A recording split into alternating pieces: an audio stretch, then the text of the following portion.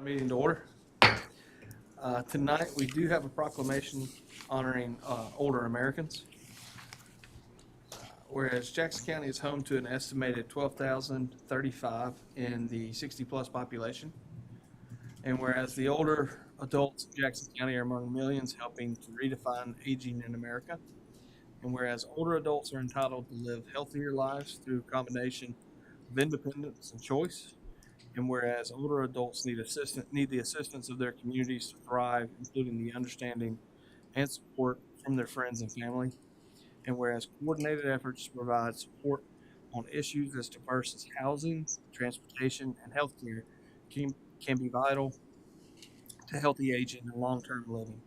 And whereas the aging population is growing and offering more wisdom to succeeding generations. Now, therefore, the Jackson County Board of Commissioners proclaims month of May as Older Americans Month. Is there a motion? So moved. And a second? Second. All those in favor? Aye. None opposed. Tonight we have Director of Aging, Mr. Eddie Wells, here to accept the proclamation.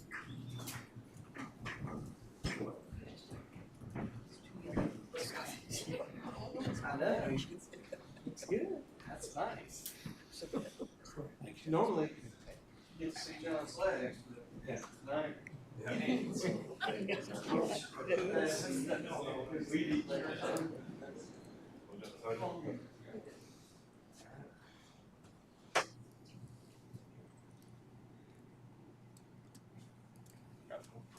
right, there you go.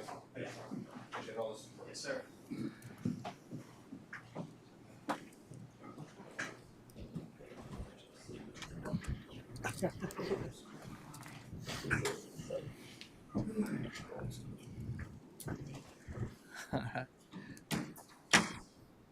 Moving on now to approval of the agenda. If there are no needs for changes, I'll seek a motion for approval. So moved. And a second. All in favor? Aye. None opposed.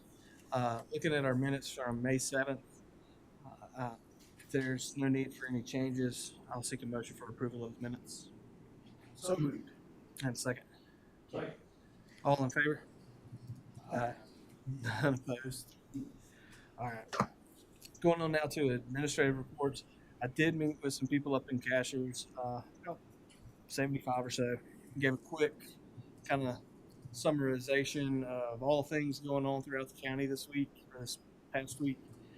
Was really well received. People are probably beating down Chris Weatherford's door right now because there was a lot of interest in foster care and what they can do to help. And so I think it was overall a good thing. Obviously, there's some local concerns in Cashers, but that was, there's only limited amount of things we can do about that. So that's really all I have to report this week. Any other commissioners have anything to report? Just a comment. I've been really impressed with the way the grounds are looking, particularly coming into this building. Just the detail and the work. Just kudos to Chad and his folks for what they do. Reports? If not, we'll move on to Mr. King and the county manager report. I don't have one tonight, so I've got the budget coming out. Okay. Is there any comments from the public tonight? Anyone signed up?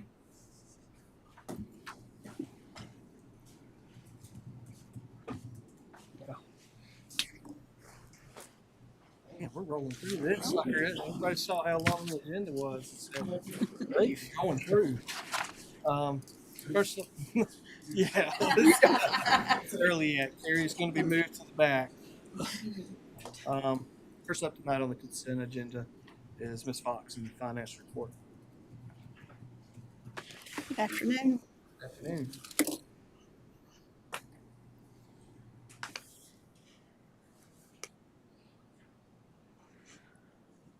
I'll go over the highlights for the month of April. The general fund revenues collected to date is $73,011,442. That's 80.79% of the budget. The expenditures to date, $64,539,629, 73.2% of budget. At this point, the revenues are $8,471, $71,813 more than the expenditures. The ad valorem taxes collected, 44,344,583. That's 100.17% of budget. Motor vehicle taxes collected, 1,428,877. That's 72.04% of budget. The prior year taxes collected is $342,116. That's 68.41% of budget. We received the sales and use tax distribution in the amount of $1,544,811 for the month of April, which represents January sales. That amount is $19,951, or 1.31% more than the amount we received in April of 2023. The Article 46 distribution was $168,199, and the average increase for the fiscal year at this point is 2.8%.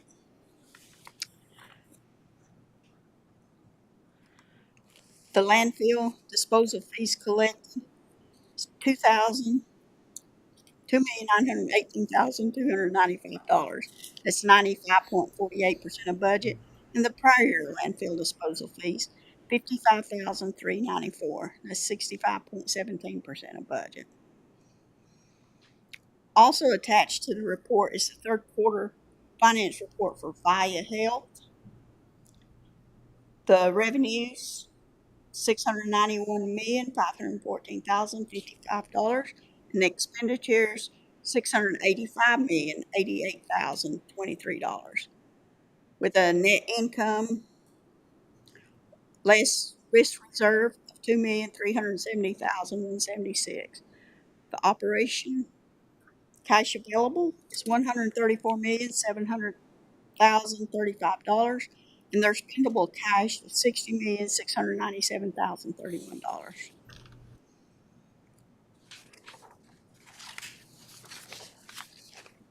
The growth revenues,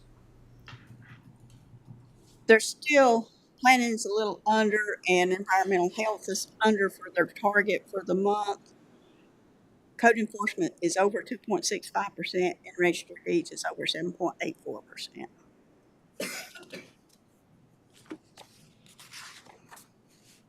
The general fund contingency amount at the end of the month is $365,161.28. I'd be glad to answer any questions on the report. Questions from the board? Comment, under the Article 46, I thought that 168,000 was way low, because it's been hitting around 200, 220, and particularly when I saw the, our sales tax was up 19,000, I thought that would, in perspective, up a little higher. Mr.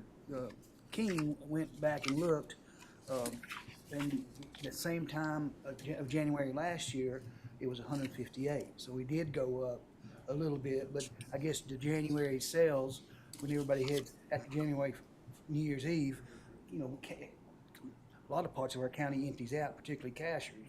Everybody finally goes home, and so therefore it kind of makes sense. But I did notice that article was way low, and we've got some capital projects for the schools that's coming up, and we need as much as we can. I think you'll see an increase next month. Thank you. Any additional questions from the board? If not, I'll seek a motion for approval on the finance report for April. So moved, Mr. Chair. And a second? All in favor? Aye. None opposed? Moving on now to budget ordinance amendments. Got one budget ordinance amendment. It's an increase of $6,000 in the expenditures for general fund. That's from recreation donations, going back for the recreation department to spend. And then an increase of $35,000 for Village Green and $80,000 for Mountain True, and reduction of contingency of $115,000. Are there any questions by the board? If not, I'll seek a motion for approval. So moved. A second? Second. All in favor? Aye. None opposed? Thank you. Thank you. Moving on now to our tax collector and refund reports, and Ms. Henson. Good evening. So for the month of April, for the current taxes, we collected $460,780. The delinquent taxes collected were $50,494. Total collections for the month were $535,140.49. Refunds were $2,774.64. Releases of $373.71. And the rate at the end of the month is 98.54%. Any questions? Is there a motion for approval of the tax collector's report? Second. All in favor? Aye. None opposed? Thank you. Moving on now to new business, and Ms. Tucker with the JCPC certification and funding plan. Good evening, Commissioners, Chairman. I'm here tonight to present the Juvenile Crime Prevention Council County Funding Plan for fiscal year 24-25. But before I do that, I'm going to have one of our program directors give you a little update on some of our programs that we have in the county. And I'm going to introduce Mr. Marcus Metcalf. Hey, everybody. Got my notes here, make sure I hit all my spots. I am Marcus Metcalf. I'm the executive director and founder of Heights.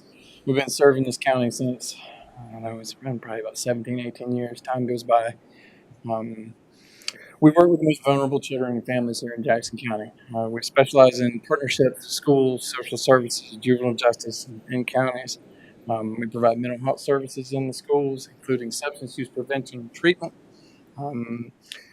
We provide workforce development programs. We identified years ago that we were losing kids as they turned into young adults. By the time they got 16, 17 years old, if they didn't have an idea who they were or where they fit in the community, we'd lose them to incarceration and addiction over and over. And that was also the years where we tried to push every kid to college. And that model just didn't hold a lot in our community. The ones that can do, and the ones that don't need the opportunity to learn a trade or a skill or a tech. And so we hold an important place in that. We'll help them get their credentials, supply apprenticeship programs for them, help them get their GED, high school diploma, whatever they need to help get them there. Help do all this through paid services. Again, just give them that opportunity. And then restorative justice. We've been doing restorative justice here since we started. 98% of the students, of the young people that go through that are justice involved here in this county come through our services of some kind. Let's see, and that's where my county partner is here in our JCPC program, Juvenile Crime Prevention Council. I know that Mr. Jones sat on that council at one point in time. I believe that Boyce sat on it when he was there. I'm not sure who the current commissioner is, but again, we've been grateful. It's a collection of community stakeholders, all the people. Dole out, annual money or repetitive money, which is really hard because to find. I can find grants and services that are one and done, and so I can buy a van. But finding services that I can stack on and build services to help support the community are fairly difficult to find. And JCPC has been a great service for us. I've been connected to the JCPC program since about 2007. In 2007, we identified that students were getting the most trouble in after school and summer. We didn't have the opportunities that a lot of larger communities have. We don't have a YMCA and things like that. So we started free after school and summer programs to connect them to the wealth of natural resources that we've got in this community. I'm always shocked and a little heartbroken about how many kids have fished in the tug or gone up to Water Rock Mile or, worked in the garden, like things that you assume that kids should have that type of opportunity to do. And that's a lot of times what our role in the community is, to help expose them to those things and get them the kind, solid, and stable people in their lives to help them grow up and grow them to, adults, young adults. We do mediation in teen court. It's an alternative to criminal charges. So we work with schools and juvenile justice directors. So if they have a misdemeanor charge of some sort. If they get a felony charge, they go through the felony court system just like everybody else. If they get a misdemeanor or lower, we can work with them, work with juvenile justice and schools with SOR officers to create an alternative to that criminal charge and create space for them to find a path forward to restore that relationship with the school or whoever they harm. So if they broke a window in a church, we'll have a meeting with the people at the church, and we'll go and we'll figure out how to fix that window and make that kid. We'll work with that kid, and we'll have a grown up join them and restore that relationship with that community and give that kid a chance to not have a criminal charge that follows them. Kids with criminal charges can't go into the military. They can't get the Pell Grants. Like, it really hinders a kid if they've got a charge attached to them. And so we're grateful to be able to provide that for them. And then lastly, Inside Out, we provide crisis mental health services for kids that have been suspended or expelled from schools. We consider those the most at risk and danger of violence in the community or self-harm. Those are going to be your school shooters, right? Those are the kids that you can track pretty well that are going to cause problems. And the program's just as simple as just putting a soul out there, just a person. Like, hey, are you okay? Hey, Mom, is Johnny okay? Let's go work in the community garden. Let's go deliver firewood for the Department of Aging. Let's go do something positive instead of being stuck at home. And sometimes they're stuck in environments that aren't safe or welcoming to a young kid. So all those things, those are paid for by our community dollars here in JCPC. We're super grateful. I want to be clear on that as well. Again, like, that money is clearly not enough money. We're in the mental health crisis of our lifetime, right? Every kid I know is struggling, and that's the truth. And what the answer is and what the path forward is, I don't know, but I do know it'll take a lot of hard work from dedicated people that are doing it. And we're grateful to be on that list and to stand in the gap. And we'll continue to do so. So, again, I think that's my story. So I'm grateful to share it with you all. I'd welcome any conversation with any of y'all at any time about how we can work together to help move this forward. So appreciate it. Mr. Metcalf, I was on that board for 10 years and saw the wonderful work and heard the testimonials and stories. I'm about 7 years off of that, so my numbers aren't correct. Could you tell me how much a 1 year's incarceration for a juvenile is, and what this few $1,000s that we provide, and it's a match from the state? That's right. Well, to get up to what he needs for his budget. But could you share that number? What if you have it? Sure. Now, these numbers are a little bit old again. The world is wild right now with just how quickly things are getting more and more expensive. And so what those numbers reflect probably 2019 numbers. For every dollar you invest in preventative services like this, you save 14 on the back end. And that's hundreds of thousands of dollars over a lifetime of a kid. I mean, y'all pay for the jails. Like, y'all know what it costs to house a prisoner or even a detainee here. And y'all know that every time it goes up the ladder, it gets more expensive. Same true. So if we can prevent any of that, A, it's the right thing to do, right? These are our children and our neighbors and our family. And B, it makes sense. Like, it is the right thing to do. So I recall 1 year of incarceration when I was on the board was around $90,000 cost to taxpayers, and this program prevents that. yeah. So, Any additional questions? yeah. If not, I'll seek a motion for approval of the county funding plan. So moved. And a second. Madam Clerk? Thank you. Carrie, do you have some more additional? Nope. If you're good. I think we're all pretty good. This is All right. money well served. Thank you. Madam Clerk?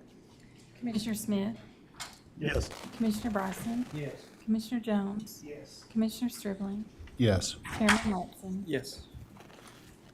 Moving on now to our Medicaid tobacco-free policy amendment.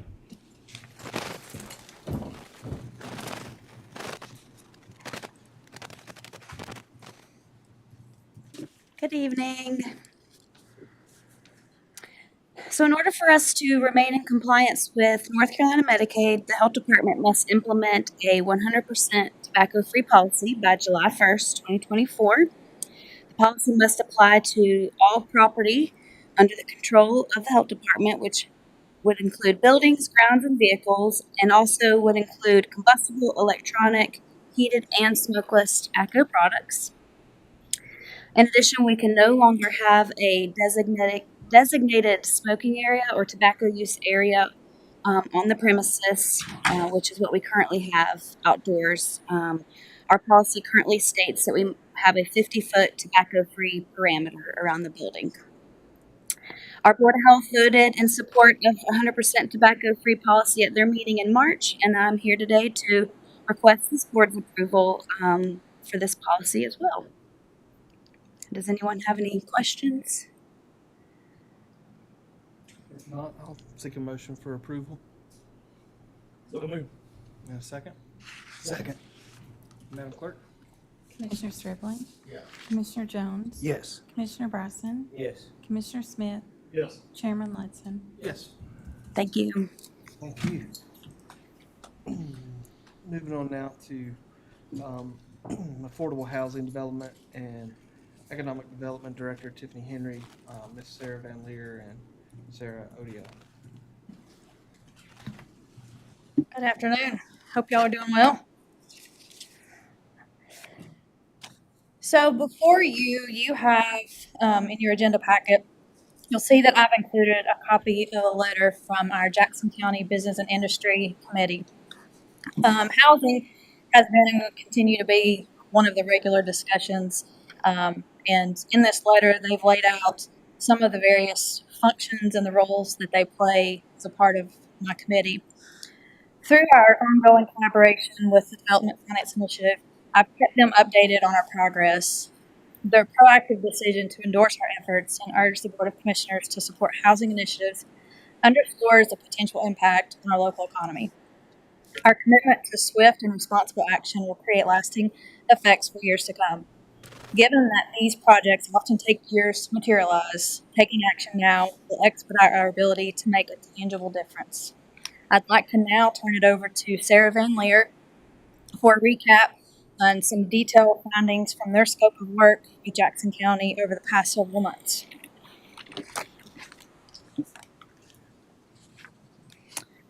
Hey there, nice to see you all again. Thank you for having us back. We've been so fortunate to be collaborating with Tiffany and Mike on this, and it's good to come back with some findings that we have at this stage, and I'll walk through those now. Feel free to interrupt if you have questions along the way, but we'll have some time at the end for some questions as well. Let's see here. Can I control this here? Okay.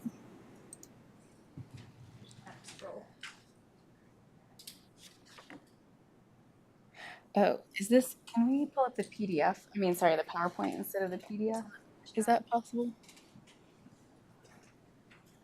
Thanks, sorry about that.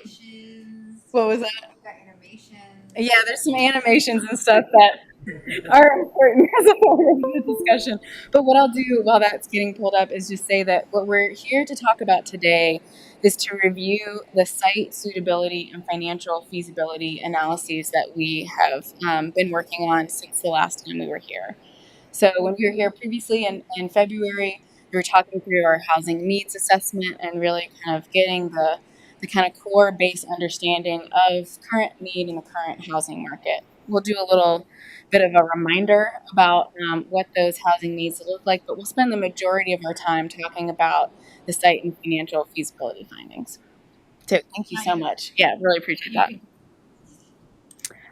All right. And then we'll spend a little bit of time at the very end reviewing some potential next steps.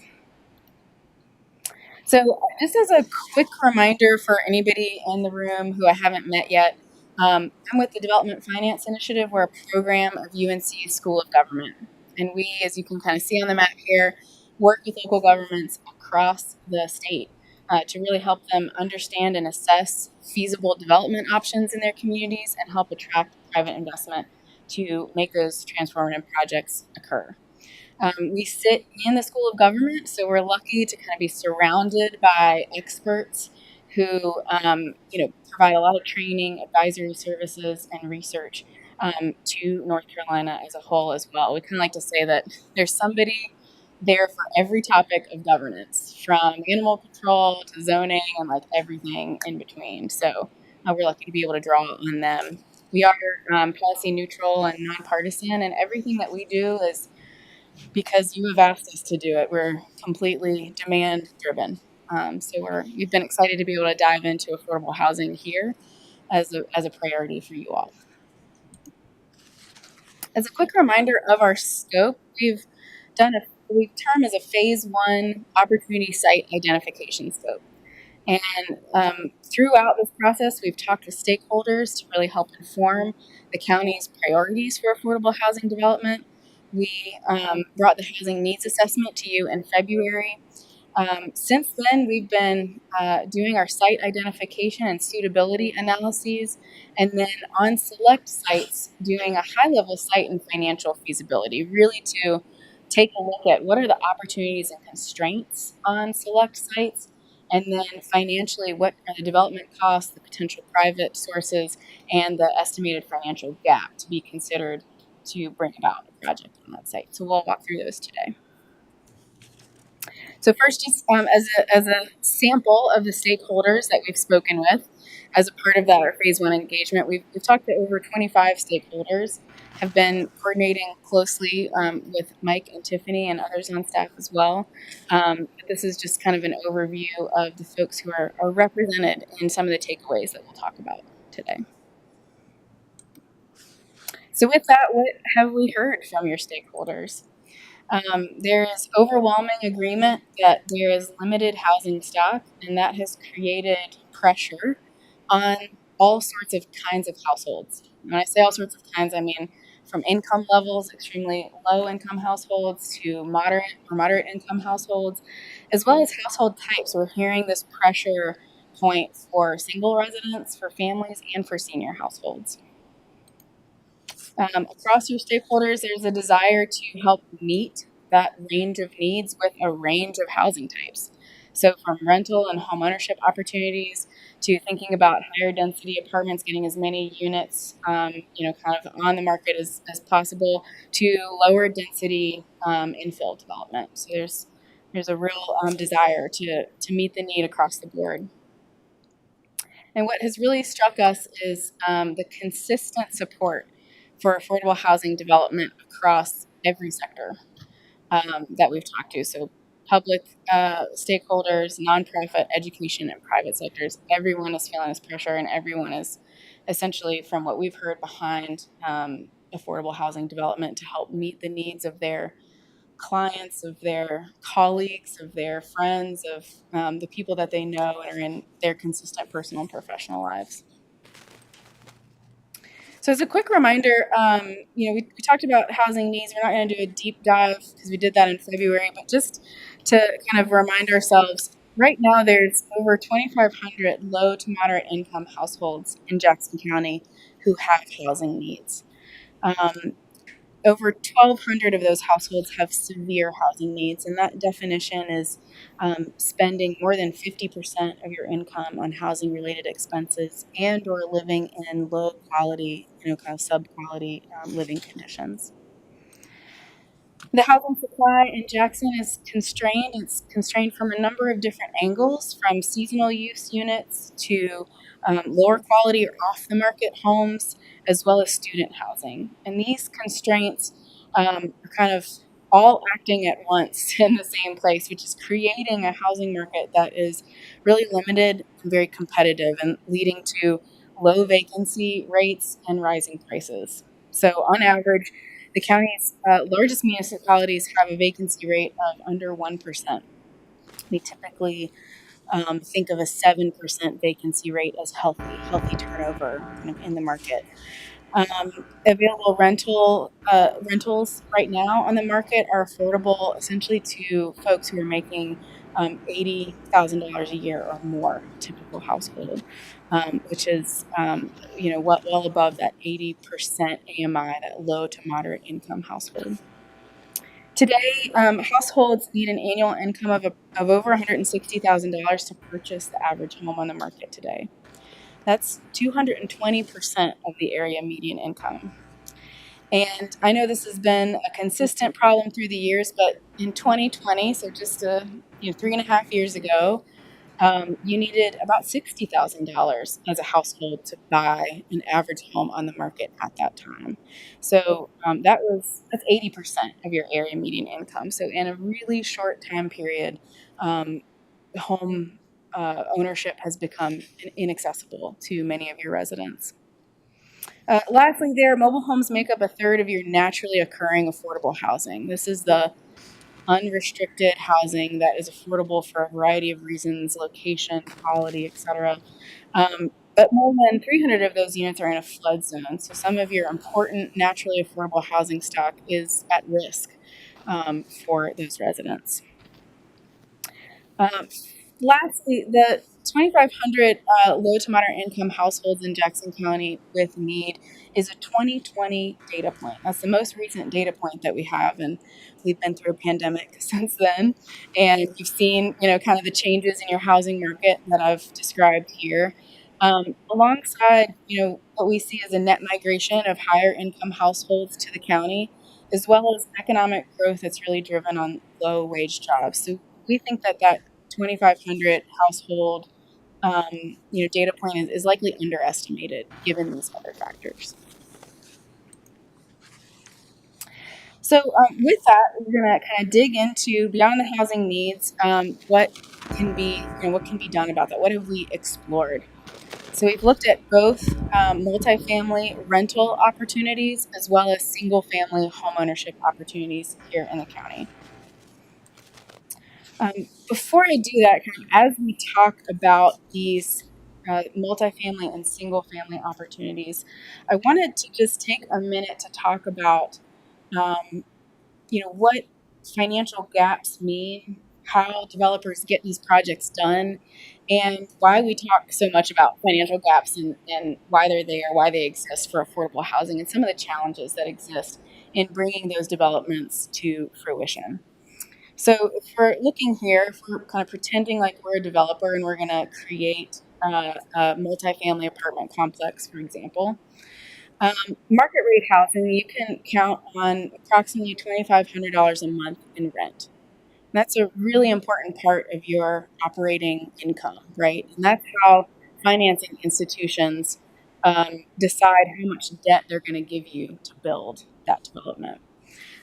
So that rent level is really important. If you move to the left side of that graph, you'll see affordable housing. So if that rent is restricted by income to approximately $700 a month, just as a hypothetical example, the debt that developer is able to access is limited, right? Because they don't have as much net operating income that they can count on to service that debt.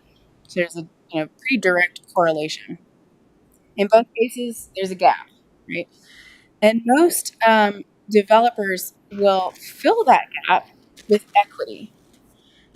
Folks are willing to invest in those properties based on the potential returns that they might get, essentially due to that operating income that is viable on that property.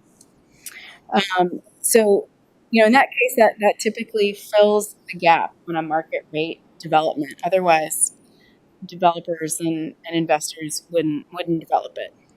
But in the case of affordable housing, that gap still persists, right? Because the equity that you're able to achieve is also on that rent that you're able to get, which is a limiting factor. So one of the things that we'll talk about today is how does that gap get filled? One of the programs that we look at, particularly for multifamily affordable rental options, is the Low-Income Housing Tax Credit Program. And that program, there's two versions of that program. One is called a 9%, and the other one is called a 4%. And that is really based on the amount of equity, tax credit equity you can get to apply to that project. So up to 90% versus up to 40%. So as you can see here, that's a big factor in filling that gap that exists when you're creating that affordable housing development. When we discuss, our findings here in Jackson County later, I'll just let you all know that we've incorporated the kind of assumption of accessing this LIHTC program. When we're talking about the financial gap that exists, we've already incorporated for the multifamily rental options what you could achieve on that front. So, real quick, I'll just go over some of the criteria that we used to identify opportunities. One, we looked within municipal boundaries and/or within water and sewer service areas. We took into account slope, the kind of general buildability of the land, as well as flood zones. We looked at all public-owned sites just to see if there's anything already in your control that would be an opportunity for affordable housing. And we also expanded that search to look at other sites that had the potential for site control in the future. For the multifamily sites, we looked at somewhat larger sites, 2+ acres, and then certainly looked at the eligibility for that 4% and 9% LIHTC tax credit. For single family, we looked at smaller sites, more appropriate for kind of lower density development. Two other factors here, we looked at large property owners, and we took that lens because if you're kind of thinking about this sort of infill development, it's potentially easier to work with one owner versus looking at multiple sites with multiple owners. That complexity can increase, quite immediately when you're working across a number of different stakeholders. So we wanted to take a look at large property owners in the county. And we also looked at multi-year tax delinquent developed and undeveloped properties to see if there were underutilized parcels that the county could think about putting back kind of into service. There we go. So next I'll kind of dig into our high-level findings. We'll start with multifamily first. This is just an example from Charlotte of a multifamily LIHTC development. We looked at the sites that we narrowed in on range from 4 to 7 acres. These sites are located close to amenities. This is a really important part of being eligible for those tax credits. We also, these sites include additional space that could incorporate community amenities if that's a priority going forward. For each of these sites, no rezoning is required for development, and the real main requirement to proceed is site control in the county. What we did is we took a maximum minimum approach to assessing what's possible on those sites. So if you were to maximize the number of units you could put on that site, what does that development cost look like, and what's that potential financial gap? And then if we were to minimize that financial gap as much as possible, how many units would that be? So we'll kind of walk through each of those pieces. So first, the maximum, kind of an average of 90 units on these sites, with a potential development cost of approximately $25 million and an estimated financial gap of $12 million. On the minimum side, kind of lowering that down to 60 units, bringing that total development cost to an estimated $16 million total, with an approximate $1 million financial gap. Why is there such a large gap between 90 and 60? That often has to do with, two things. One, the tax credit equity. So how much equity can you get for these different projects? And on the project that had the 4%, you could get more units, but you're accessing less federal credits to fill that gap. So that's one reason. And then the other reason is a certain level of economies of scale. You can kind of see the difference. It's not a huge difference between 60 and 90, that per unit cost. But, kind of as you get into larger developments, the overall cost is higher, your per unit cost lowers. So with the single family site development, what I wanted to do is kind of walk through these numbers based on the kind of key process points that the county would take. First, the county would gain site control at fair market value and enter into an agreement with a development partner in order to construct that affordable house. Here, we've put some kind of baselines in place. We've assumed a half-acre lot. We've assumed kind of a baseline of an affordable house for a household making 60% of the area median income. As you can imagine, these numbers change depending upon the lot size and the household income.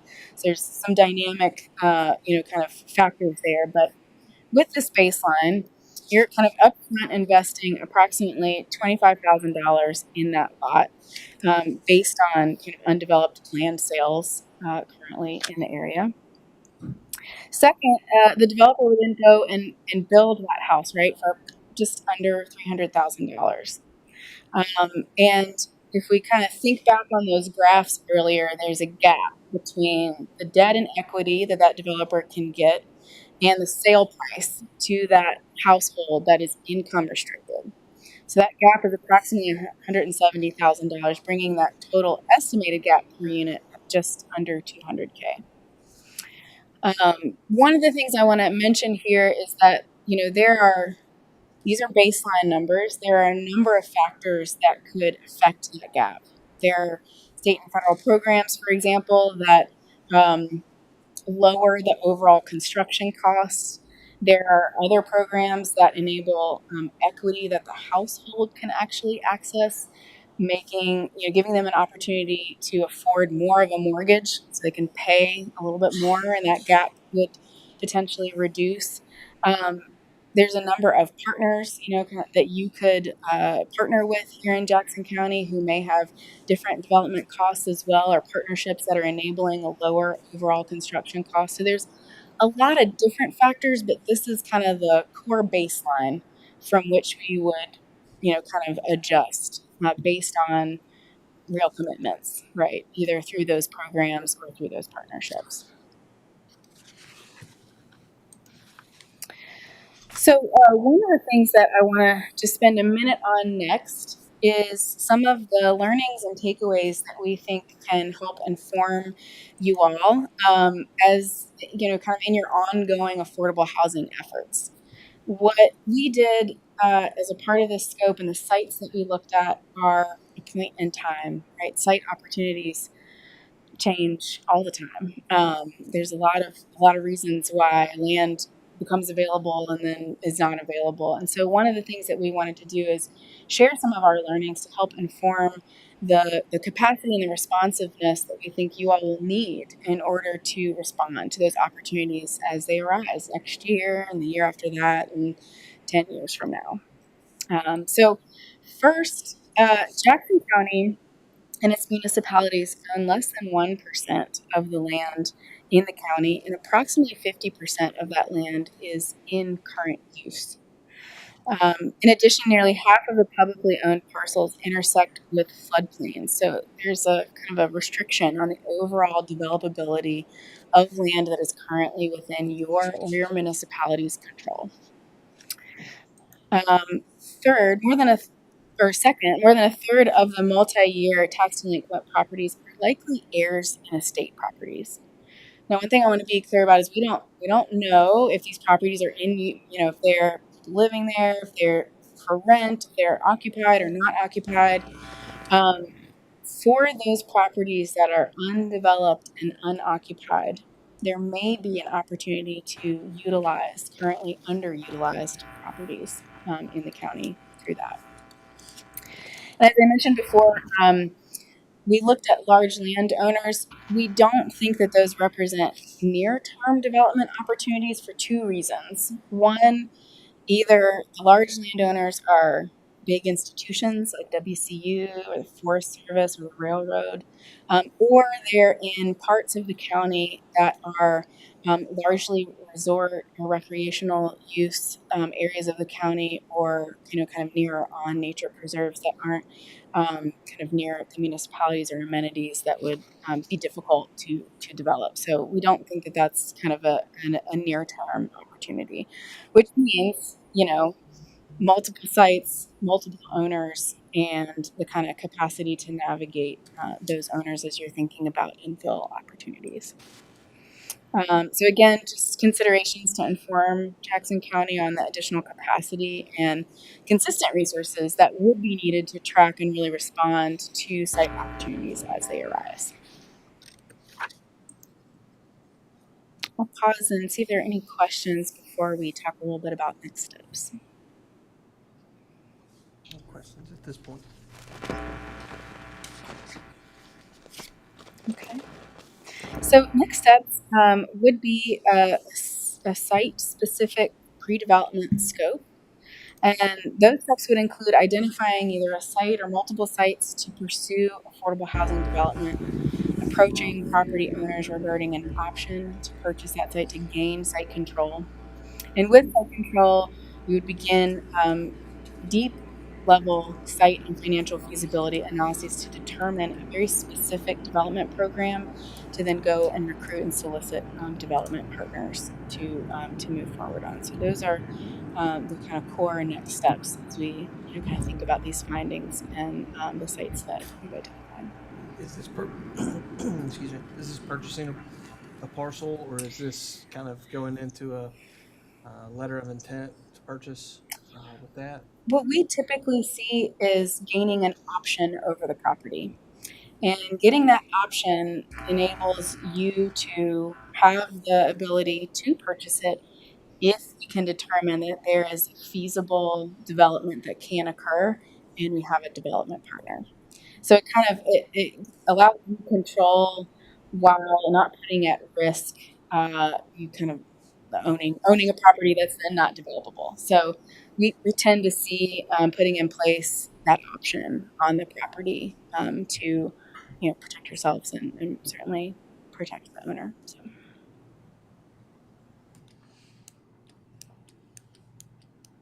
Of all the properties you've looked at, how many do you think are feasible for next steps, phase 2?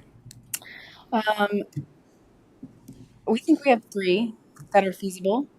I will say, we kind of went into this, and Mike and you were like, there's very little land, and we agree. There's very little land. You all are very land constrained here in the county, but we have our kind of top priorities.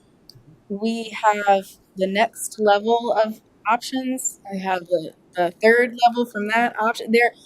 We think there are multiple options for the county to consider, which is why I wanted to make sure we talked about those longer term considerations, because kind of solving the housing crisis you have today is not going to happen overnight, and it's not going to happen with 1 or 2 developments. It's a long term endeavor to pursue the kind of housing priorities that you have. And so I think what we found in our process is that you have these immediate next steps that you can take. And then you have like the next steps you can take tomorrow, and then the next day and the next day. So there are, I think, a lot of viable actions that can be taken towards affordable housing development in the county in a way that you can build over the next several years to hopefully be in quite a different place in the next 5 to 10 years. Yeah. What you're seeking tonight is an approval to go to phase 2? And then begin that process? I think, well, we're not seeking any kind of approval tonight. I think the core of what we're seeking tonight is, kind of a dialogue about these opportunities to inform you about those next steps. And then what would really be needed is honing in on a specific 1 or 2 sites that you would want to go into a phase 2 with. And so that would be kind of another scope of work. We would dive in and deepen the site and financial feasibility analyses. We would work with you and specialists, like a geotechnical specialist, to really understand that site. We would work with an architecture firm to design and work with you to figure out what those, priority development programs could look like. And then all along the way, we'll develop a solicitation, put that out, recruit development partners, and kind of come to you with a recommended qualified development partner in order to move forward. So there's a number of kind of mini decisions that would all kind of lead up. But I think the first one is for you all to, understand the opportunities that we think you can take action on now, and deciding if there is 1 or more that you would actually pursue in terms of getting an option and site control on. Does that make sense? It does. Yeah. Well, I think that, this is an issue that's not going to go away without some intervention. And to me, it's a positive move forward for the county. Yeah. Especially that you're able to find 3 sites. That's even more promising. Yeah. as we move forward. So Yeah, absolutely. I think we're ready to start looking at site control and seeing what those properties are and how we can Yeah, that's fantastic. get this underway. Absolutely. That's great to hear. We see those proposed sites tonight. Or discuss those. Yeah, absolutely. Any additional questions from the board? Great. Thank you. All right, thank you. All right, moving on now to Mr. King and the Canada Volunteer Fire Department.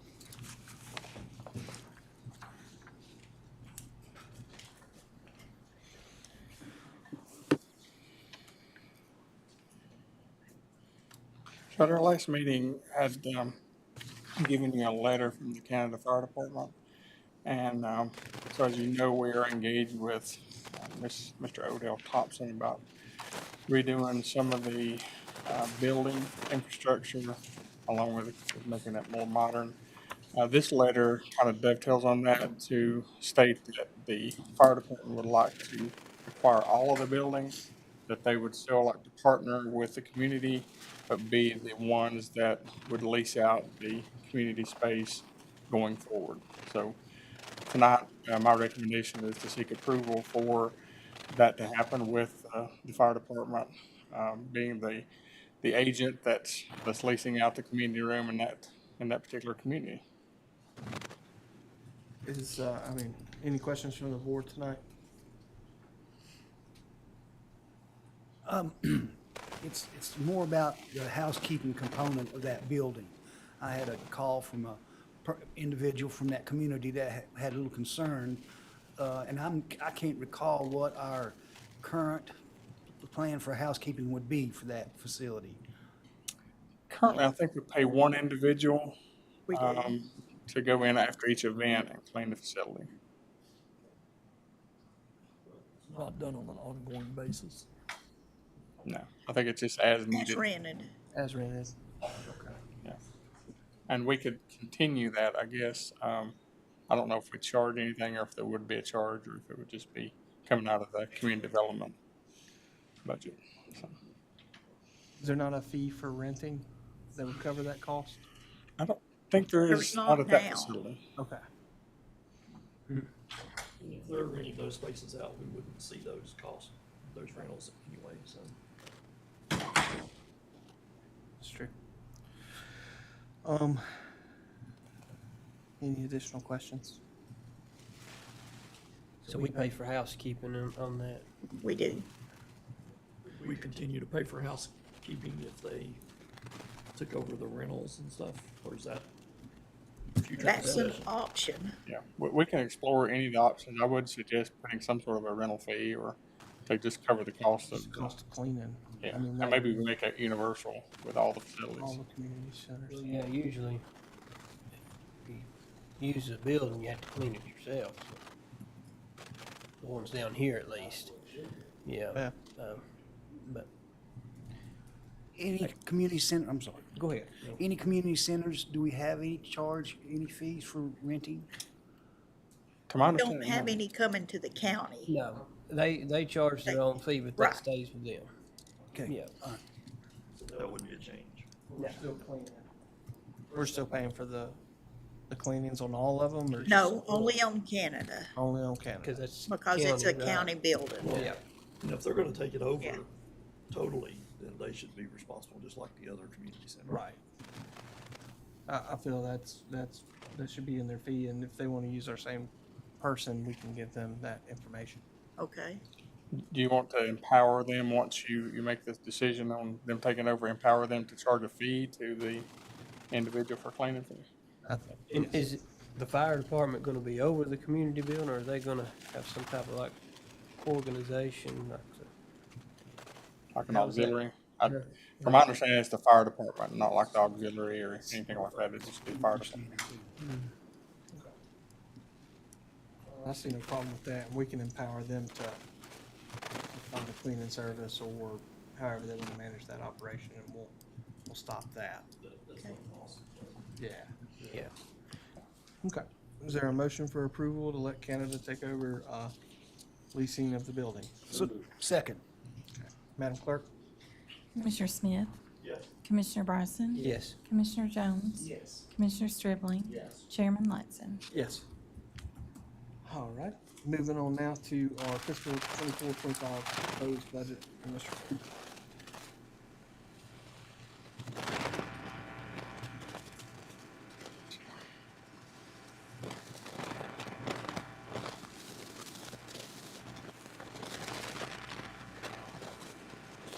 Basically, I'm just going to run through the budget message for this year, and if you have any questions, you can just let me know.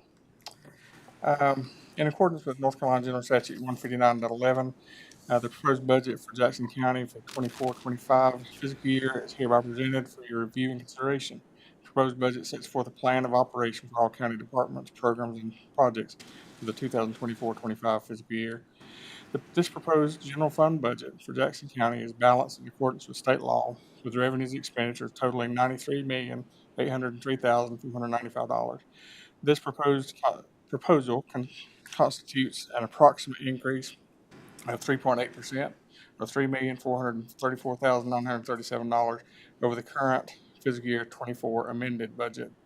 All proposals within this general fund are based upon a budget with a tax rate of 0.38 per 100 of value.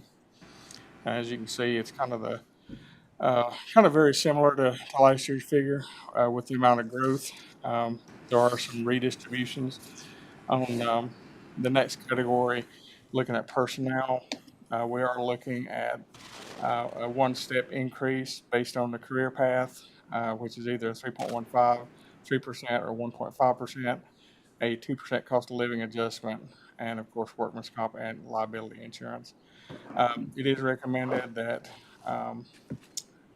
each employee move up one step based on the years of service, plus a 2% cost of living adjustment, and all of that is in this proposal. We have had several requests for reclassifications, and so I'm going to read through this part of it.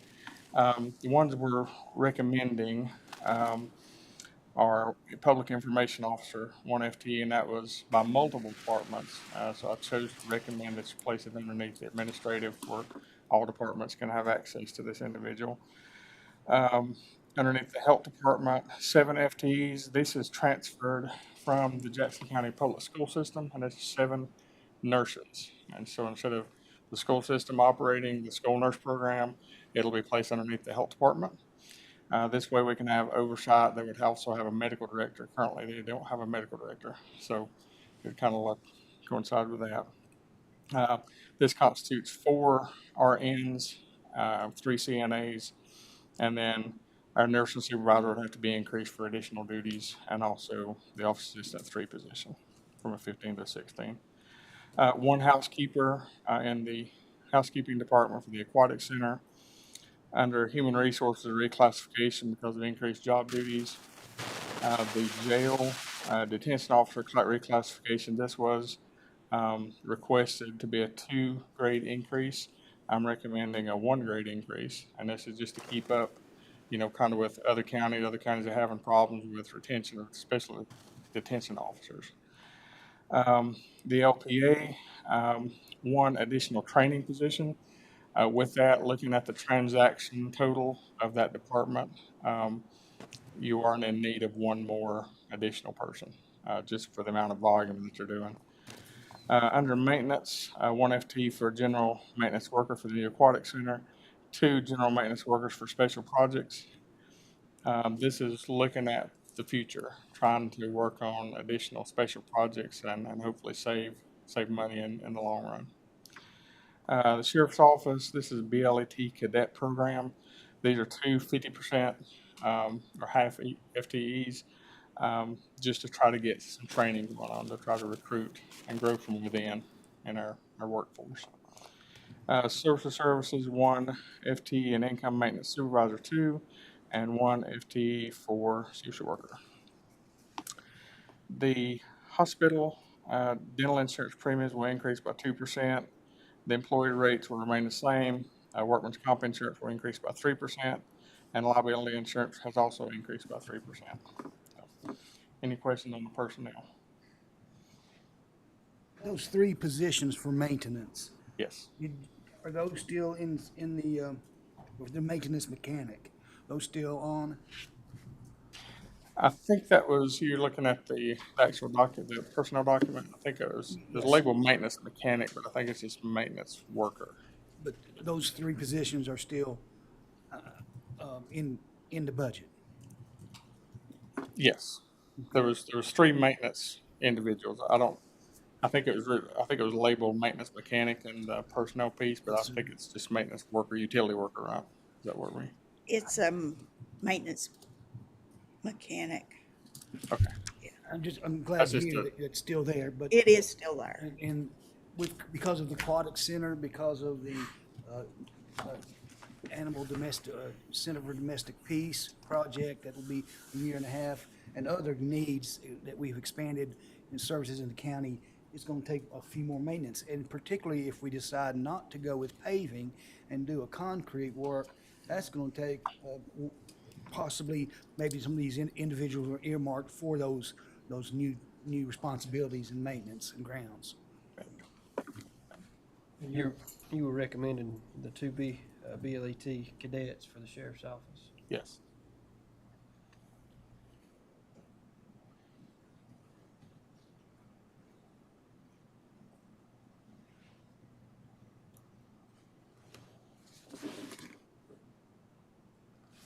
So it's license plate agency, are they overperforming what the plan? Yeah, just looking at the transaction totals, so you have one individual, the supervisor is not actually doing the LPA work.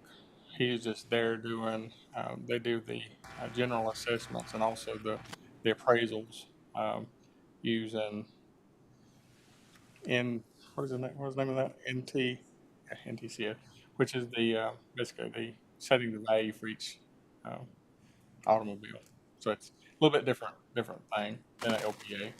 So they've just basically taken him out of the tax office, but he's doing the same job as if he was downstairs. And so you can't count him as a FTE because he's not, he's doing a different job. In that position. Yeah, I mean, he's there in case of emergency, but you still need one additional one for that unit.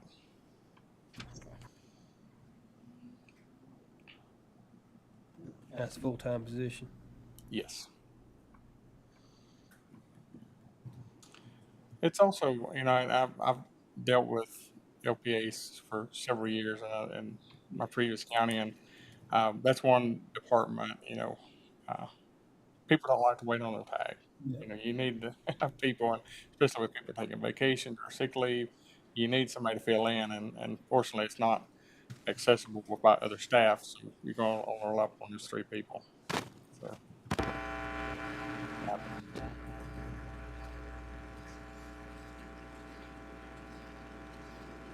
Any other questions?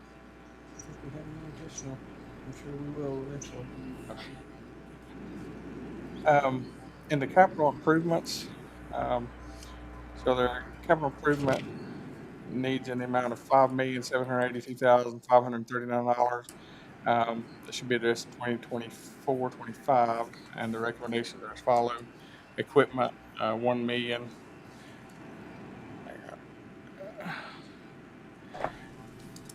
$1,320,335 for equipment. Vehicles of $1,078,504, and improvements of $3,383,700. And I think you have a breakout within your packet of exactly what those are. The Board of Education, if you look at the request, it was significantly more than what has been recommended. We recommended a 2% increase of $188,352 for current expense for fiscal 24-25. The $10,106,437 includes $8,087,118 for current operations, $150,557 for timber receipts, $898,569 in teacher supplements, and $469,721 in counselors. In addition, it is recommended that we transfer to the school nurse program to the Jackson County Health Department. I've also recommended a one-time allocation of $500,472 for the CEP lunch program. This has traditionally been, I think it was done last year and during COVID, using ESSER 3 and 4 funds, which is the ARPA funds from the education standpoint. And I think they're just looking for additional resources to keep that program going where all children in Jackson County can have free or reduced lunch, or I think free lunch. Free lunch, that's Yeah. good. That's good. So this will continue that program for 1 year. Did take it out of fund balance because there may be an alternative for the future. Maybe there is a more sustainable model for that, but if not, this board will have to address that next year. So. Is there some way to follow up on how many youth take advantage of the program, to do a count or head count, or do they currently do that? Do you know? I think all of them take Is it advantage the of whole, it. it's all students? Yeah, but All I students. don't think all schools qualify. Really? I think Scotts Creek and Fairview and the other schools are qualified Okay. to be a part of that program. What we were told was this: the 500,000 we do with them all. All of them. Well, that's good. That's the Well, way I it know needs to there was be. a qualification that they had to meet. Scotts Creek and one of the other schools didn't meet that qualification, but Something to ask Miss Ayers on Thursday. And I'm feel comfortable with the program. I would just like to track how many youth that we can offer this service to, so that we can make a better decision in the future. Maybe they don't need but 375,000. Maybe, you know, we're shooting for offering this opportunity to all children in our schools, and that's great. a lot of kids, that's the best meal they have is at school. They go home, they don't have And anything. we know some kids pack their lunch, you know, and some may not take advantage of the breakfast component, but take advantage at lunch. I'd just like to see a little tracking to help us gauge in the future. Like John said, that's the best meal some people have. And previous programs where it's just from income base, somebody that may not, child may not qualify for that because of their parents making so much, but that don't mean they're getting fed at home. So, I think it's good. Yeah. Only have one child left at school. I can get that statistic for y'all. Yeah, thank you. Underneath capital, the 40% of the Article 40 half cent, and sales tax of and 60% of Article 42. For the capital outlay is $335,000. Capital outlay technology $400,000. Capital outlay 1-to-1 $320,700.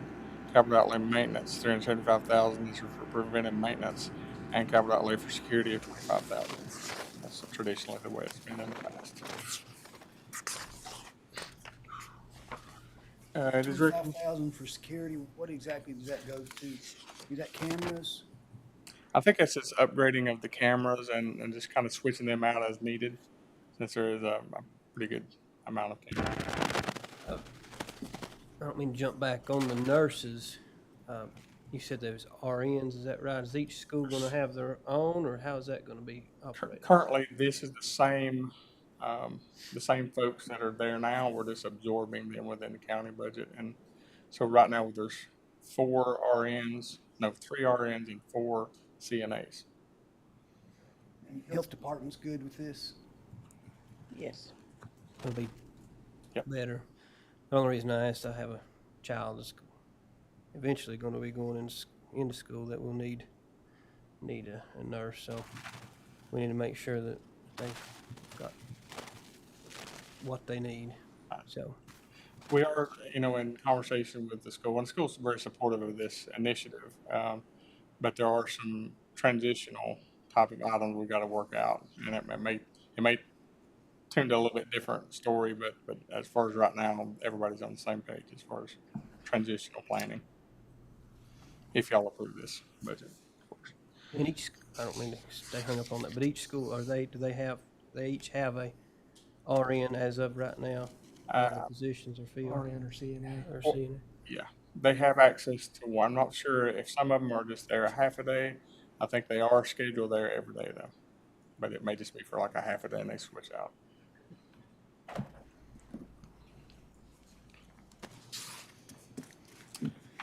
It is recommended to the budget an additional $3,735,546 for the school capital expenditure for 24-25 out of the Article 40 and 42 sales tax. It is also recommended to budget an additional $2,777,885 out of Article 46 to be used for educational purposes. The sales tax funds, future grants, and available lottery proceeds will dictate the outcome of the public schools FY 25 through 29 facility capital improvement plan. And out of that money, there is $500,000 set aside for the planning of the Fairview piece as well.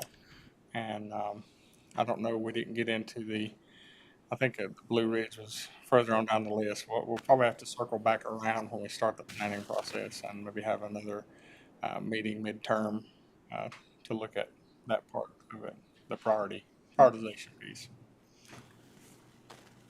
Southwestern Community College proposing $2,714,830, which is a 3% increase of $79,073 for physical 24-25. Sorry, keep running this too. The proposed general fund maintenance capital of $734,410 and $83,000 for incidental repairs. The Jackson County Libraries, Fontana Regional Library System, is proposed to allocate $1,382,364, a 3% increase of $40,260 increase to the Fontana Regional Library System to operate the Jackson County Library and the Albert Carl Library. Other appropriations based on safety, you can I don't think many of these changed except for like a 2% cost of adjustment. The CDC, we did go up to, it was $1,500 per community building, and we went to $5,000 in this proposal just because of increased cost. We are proposing Mountain Projects to get $750,000 over a 2-year period, so it'd be $1.5 million total.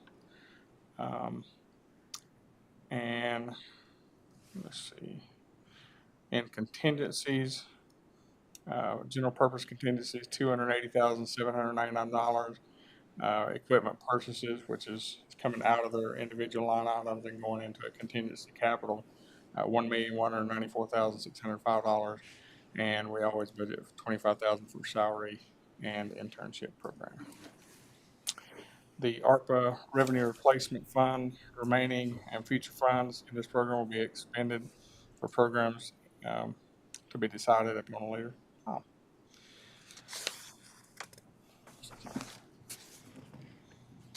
We'll switch on over to the special fund, which is the Solid Waste Enterprise Fund. Solid waste for 24-25, proposed operating budget is $5,471,019.61. The proposed constituted approximate increase of 4.94% or $258,197.61 over the 24-25 amended budget. 23-24 amended budget. The enterprise fund is funded completely from these fees for services. Employees within the fund will receive a 1-step pay increase and a 2% cost of living adjustment. There are no major operational changes proposed for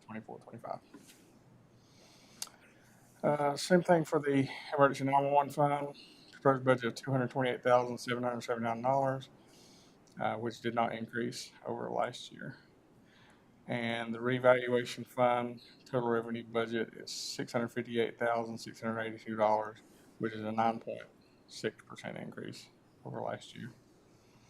Green Energy Fund, $347,133, and it's 4.71% increase over last year. Economic Development Fund, $265,973, which is 15.86%. This is for a housing study, so it did increase a little bit for that. Not housing.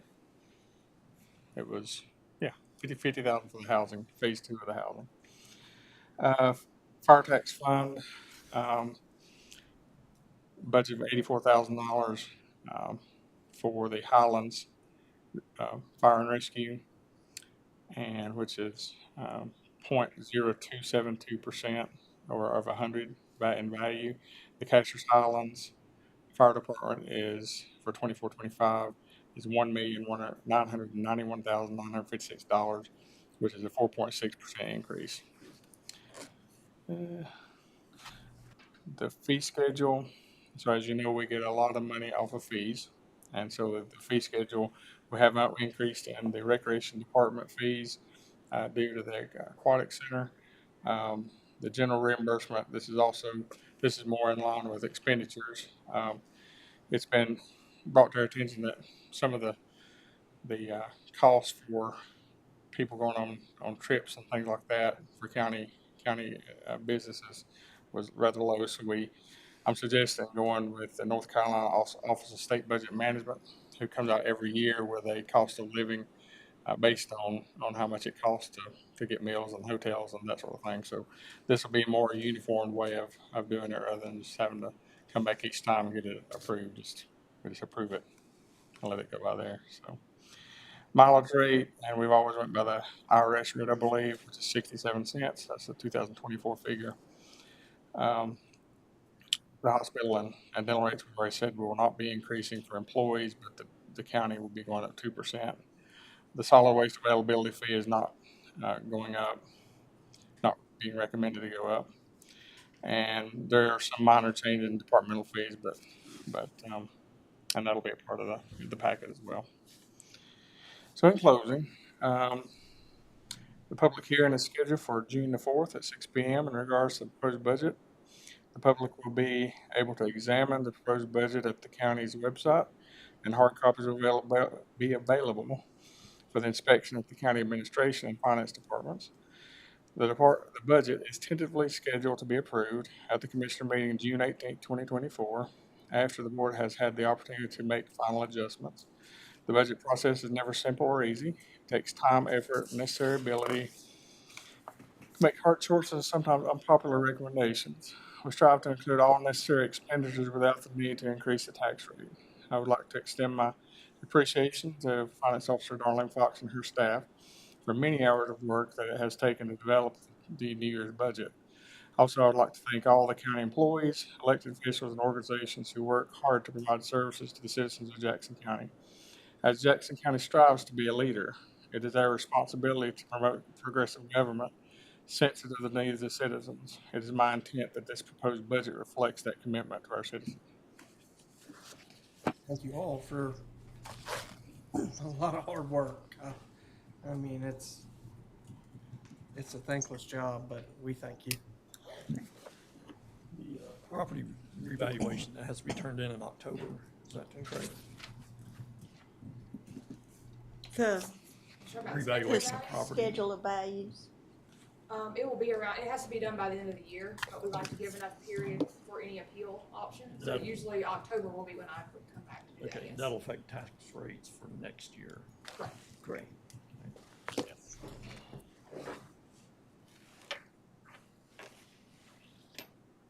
Any questions? Questions from the board? Just a comment. On the opioid funds, I've been asked multiple times what we're gonna do, so I'd like to see something get started on that. Yeah. So with that said, we are going to have an annual meeting, probably either July or August. We're working with Southwestern Commission on the regional planning process, and we are have a few candidates to look at for our position internally that we have. And so once that is developed, we'll develop a plan moving forward to, you have to have a plan on spending the money, so. Right. Yeah. Looking forward to it. Is that regional concept, has there been a county, for whatever reasons, may have a better fit to be that regional center, future center?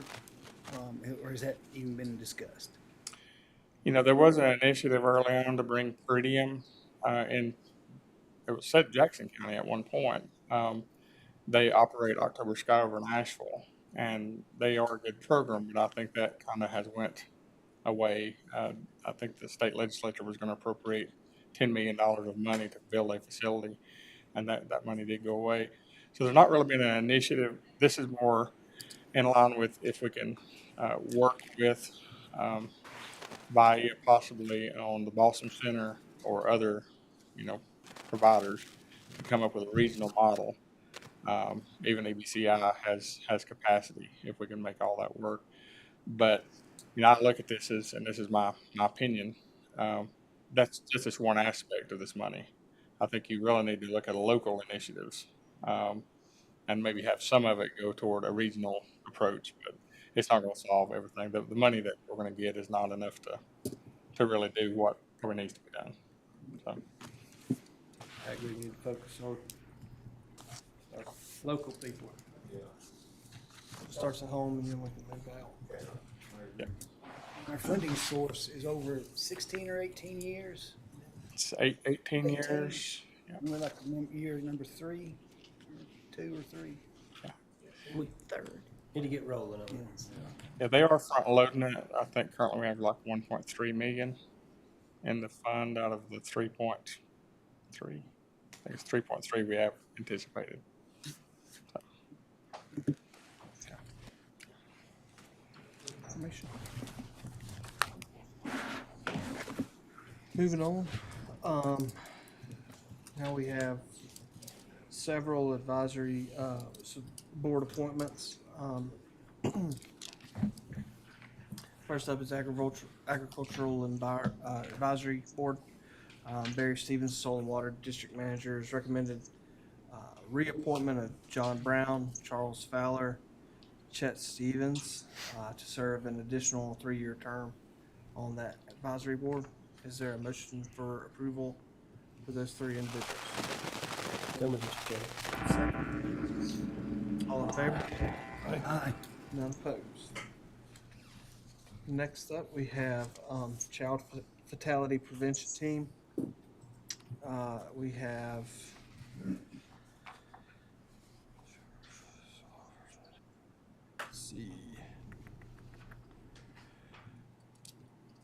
Jackson County Sheriff's Office.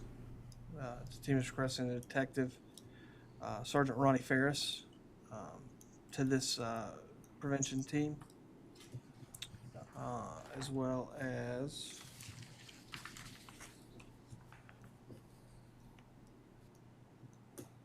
two Ronnie Ferris's. Is there a district person?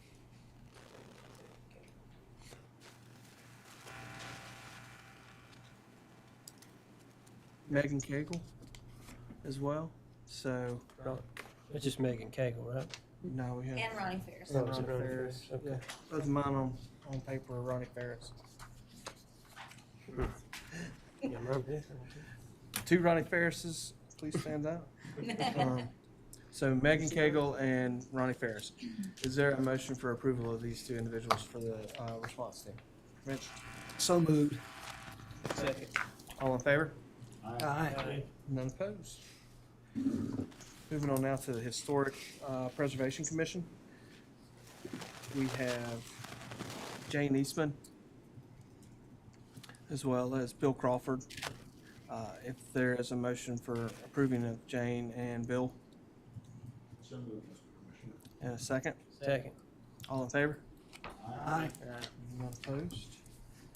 And then Parks and Rec Advisory Board has recommended the appointment of Matthew Tornow to a 3-year term. Is there a motion to approve Mr. Tornow?